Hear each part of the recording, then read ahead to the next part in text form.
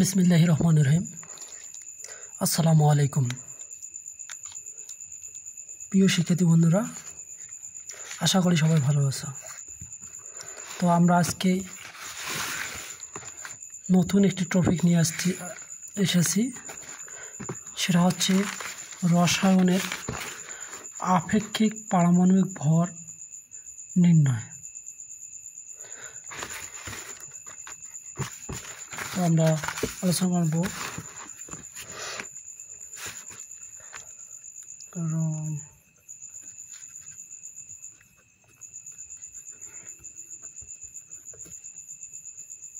রসায়ন।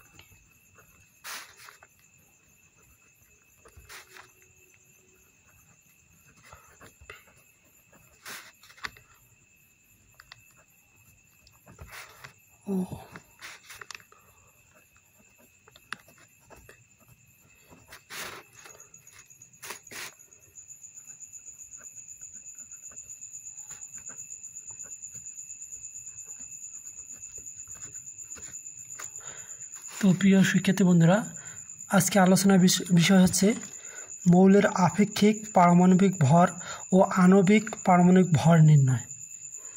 তো আমরা কথা বলবো না, চলে যাওয়া যাক।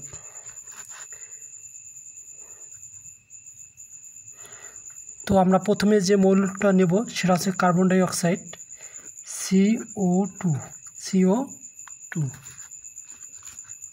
তো বন্ধুরা, এই মৌলের বা এই যৌগের পারমাণবিক ভর ও আণবিক ভর নির্ণয় করি।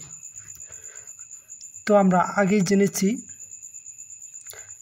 আচ্ছা, এখানে দেখতে হবে আগে কার্বন ডাই অক্সাইডের কি পারমাণবিক ভর বা আণবিক ভর নির্ণয়। তো এখানে মৌল কটা আছে বন্ধুরা বলতে পারো? মৌল আছে দুইটা।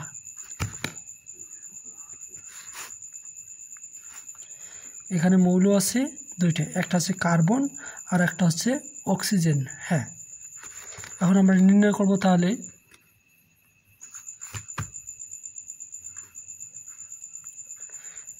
কার্বন। আচ্ছা, আমাদের তার আগে জানতে হবে বিশেষ করে 1 থেকে 30 পর্যন্ত, বিশেষ করে পর্যায় সারণীর 1 থেকে 30 পর্যন্ত মৌলগুলোর পারমাণবিক সংখ্যাটা মনে রাখা উচিত। আচ্ছা, পারমাণবিক সংখ্যা মনে থাকলে আমাদের পারমাণবিক ভর বাইরে হবে, করা সহজ হবে। তো আমরা কথা বলি না, চলেন যাওয়া যাক। প্রথমে আমরা নির্ণয় করব মৌলের পারমাণবিক ভর। মৌলের কি পারমাণবিক ভর। আচ্ছা, এখানে আমরা কি লিখবো? রাফ লিখি। আচ্ছা, মৌল কার্বন, মৌল কি কার্বন। হ্যাঁ, তাহলে আমরা কার্বন পারমাণবিক সংখ্যাটা দেখি কত। আচ্ছা, এর অবস্থান কয় নাম্বারে সেটা দেখি আমরা। প্রথমে হাইড্রোজেন, হিলিয়াম, লিথিয়াম,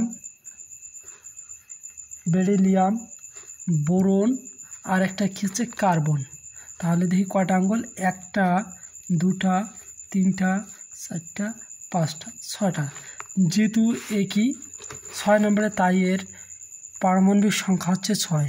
কার্বনের পারমাণবিক সংখ্যা হচ্ছে 6। এখন আমাদের পারমাণবিক সংখ্যা বার হলো, এখন আমরা পারমাণবিক ভর নির্ণয় কীভাবে করব? আচ্ছা, 1 থেকে 30 পর্যন্ত পর্যায় সারণীর মৌলগুলোকে যেগুলো জোড়া তাদেরকে আমরা 2 দ্বারা গুণ দেবো। কত দ্বারা? 2 দ্বারা গুণ দেবো। পারমাণবিক সংখ্যাকে 2 দ্বারা গুণ দেবো। আচ্ছা, এখানে কার্বনের পারমাণবিক সংখ্যা কত? 6। আচ্ছা, 6কে আমরা কত দ্বারা গুণ দেবো? 2 দ্বারা গুণ দেবো। তাহলে কত হয়? 12। তো এটাই কার্বনের পারমাণবিক ভর হচ্ছে 12। কার্বনের পারমাণবিক ভর হচ্ছে 12। তাহলে আমরা এখানে লিখি সমান 12। আচ্ছা, কার্বন 12 এর নিচে কোনো আছে? আচ্ছা, কোনো কিছু না থাকলে বুঝতে হবে ওর নিচে 1 রয়েছে। কি আছে? 1 রয়েছে।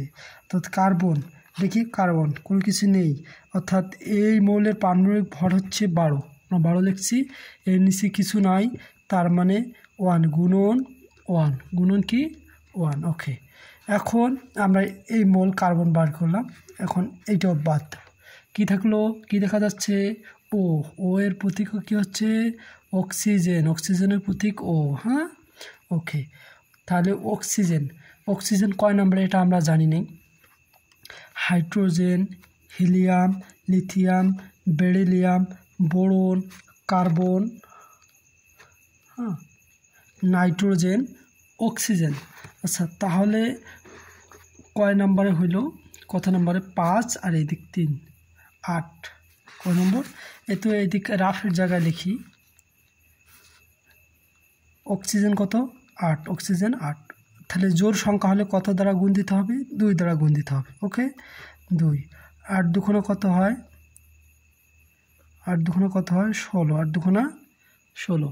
ওকে, যেহেতু 16 বাইর হলো, আমরা এখন একটা কথা চিন্তা করব। এক মৌল থেকে যদি অন্য মৌলে যায়, এক মৌল থেকে যদি অন্য মৌলে যায়, তাহলে ওখানে প্লাস, কি প্লাস বা যোগ। তাহলে অক্সিজেনের পারমাণবিক ভর কত? 16, তাই আমরা এখানে 16 লিখলাম। আচ্ছা, 16-র সাথে অক্সিজেনের সাথে গুণ কত হিসাবে আছে?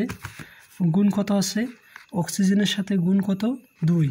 তো আমরা এখানে গুণন 2 দেবো, গুণন 2 দেবো। এখন আমরা হিসাব করলে আমরা পেয়ে যাব, এটা গুণ করো 12কে 12, কী চিহ্ন? যোগ চিহ্ন, যোগ 16 দুগুণা 32, 16 দুগুণা 32। ওকে, এখন আমরা যোগ করি, তাহলে 2 আর 2 4, হ্যাঁ, 3 একে 4। তো বন্ধুরা, এটাই ছিল কার্বন ডাই অক্সাইডের আণবিক ভর। কি ভর? আণবিক ভর। কার্বন ডাই অক্সাইডের আণবিক ভর হচ্ছে 44, আণবিক ভর হচ্ছে 44। এখন আমরা কি যাব?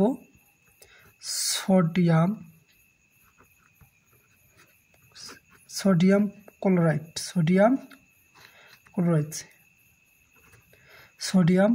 যাব। তো আমরা সোডিয়াম কি শুধুমাত্র এই মৌলটা Na, কি আছে? Na।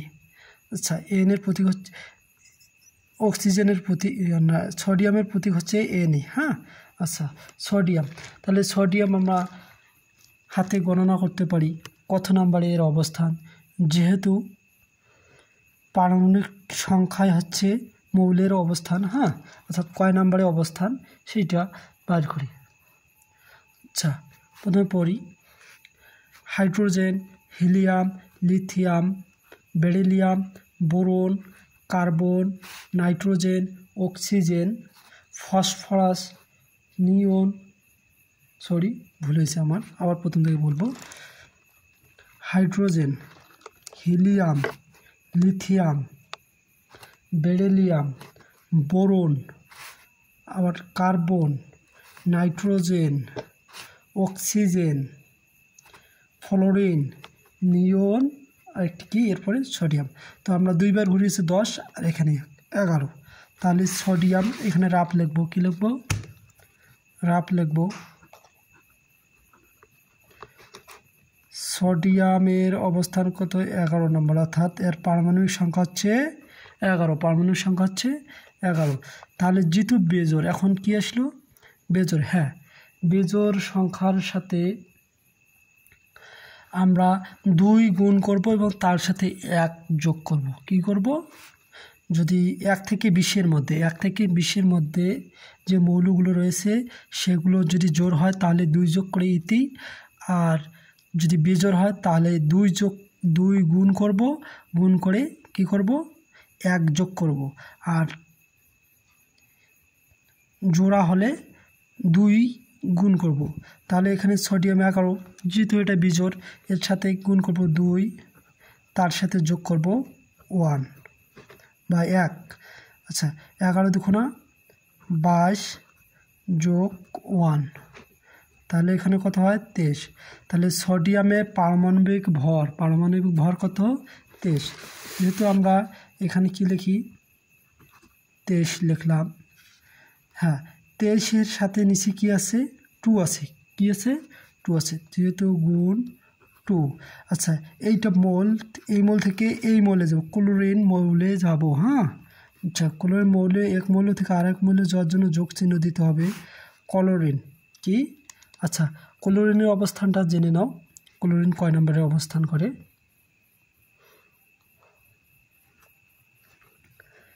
কি আছে মনে করো, hydrogen, helium, lithium, beryllium, boron, carbon, nitrogen, oxygen, fluorine, neon, sodium, magnesium, aluminium, silicon, phosphorus, sulphur, chlorine. তো ওরা কয় নম্বরে গেল, কত নম্বরে গেল 17। কত নম্বর গেছে 17 নম্বর গেছে। এটা কি 17, 2 বার 3 বার রিটার্ন দিছি এবং 2 বার 15 আর 2 17, 15 আর 2 17। যেহেতু এটা রাফ লিখি 17তে অবস্থান, কত দ্বারা গুণ করব, কত দ্বারা 2 দ্বারা, তার সাথে কত যোগ করব 1 যোগ করব। কি যোগ করব 1 যোগ করব। 17 দুগুণ 34 যোগ 1 কত হয় 35। তো বন্ধুরা 35। তো কিছু ব্যতিক্রম আছে, এটা 35.5 হবে। হ্যাঁ তো খানিক কয়টা 35.5। আচ্ছা যাই হোক আমরা 35 দিয়ে করব। কত দেওয়া করব 35।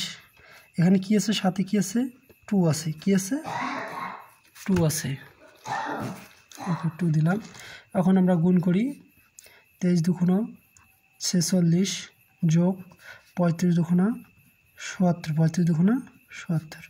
তো কত যোগ করলে 6 11 116। ঠিক আছে বন্ধুরা, আশা করি বুঝতে পেরেছো। আমার ক্লাসটা ফুল দেখার জন্য অসংখ্য ধন্যবাদ।